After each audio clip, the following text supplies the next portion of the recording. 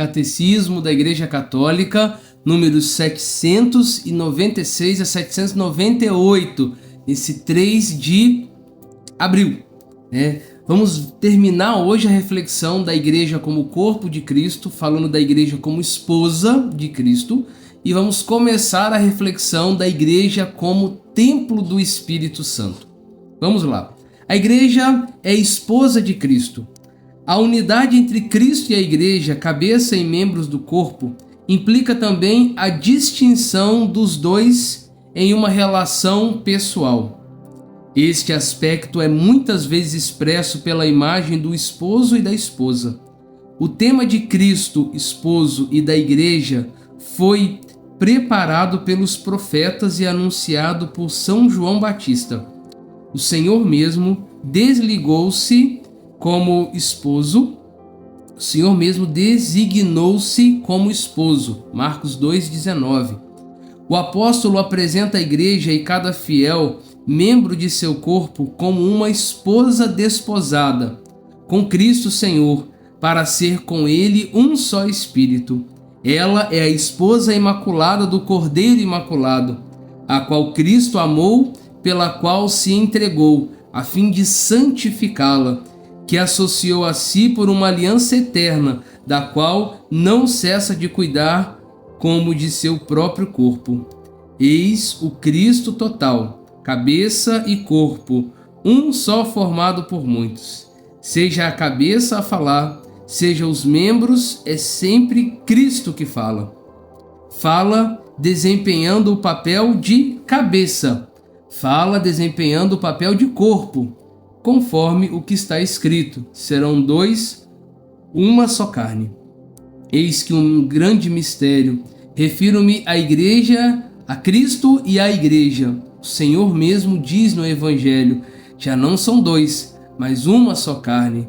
Como vistes, há de fato duas pessoas diferentes. Todavia, elas constituem uma só coisa, um amplexo conjugal, Uma qualidade de cabeça, na qualidade de cabeça da igreja, ele se diz esposo. Na qualidade de corpo, ela se diz esposa.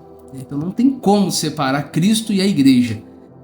E para que isso fique ainda mais profundo, dá para aprofundar ainda mais a igreja como templo do Espírito Santo. O texto diz assim: o que é o nosso espírito, isto é, a nossa alma em relação aos nossos membros, assim é o Espírito Santo em relação aos membros de Cristo, ao corpo de Cristo que é a igreja. Como diz Santo Agostinho, a este Espírito de Cristo, em princípio invisível, deve-se atribuir também a união de todas as partes do corpo, tanto entre si como com sua cabeça, pois ele está todo na cabeça, todo no corpo e todo em cada um de seus membros.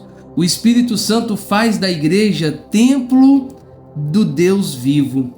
Com efeito, é a própria igreja que foi confiado o dom de Deus. É nela que foi depositada a comunhão com Cristo, isto é, o Espírito Santo, penhor da incorruptibilidade, confirmação de nossa fé e escada de nossa ascensão para Deus. Pois lá onde está a igreja, ali também está o Espírito de Deus. E lá onde está o Espírito de Deus, ali está a igreja e toda a graça. O Espírito Santo é o princípio de toda ação vital e verdadeiramente salutar em cada uma das diversas partes do corpo. Por isso que vai se dizer que o Espírito Santo é o elixir da vida da igreja.